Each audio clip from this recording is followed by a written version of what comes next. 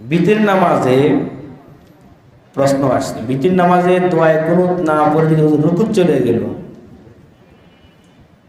রুকুতে যাওয়ার পর মনে হলো যে আমি দোয়ায় কুনুত পড়ি নাই, তাহলে আমি যদি আবার পুনরায় উঠে দোয়ায় কুনুত পড়ি আমার নামাজ হবে কিনা?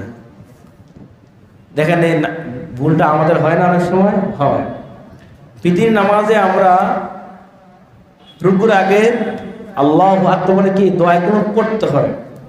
যদি কেউ ভুলে রুকুত চলে যায়, এখন মনে হলো যে আমি তো দোয়ায় কুনুত পড়ি নাই, তাহলে আমার জন্য করণীয় হলো আর যাব না, ফিরে যাব না, রুকু করে সেজদা সাহু লাস্টে করে দেয়, নামাজ হয়ে যাবে।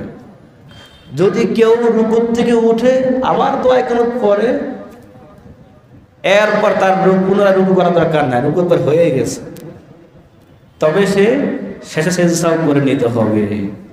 আল্লাহ তাআলা আমাদের বুঝার তৌফিক দান করুন।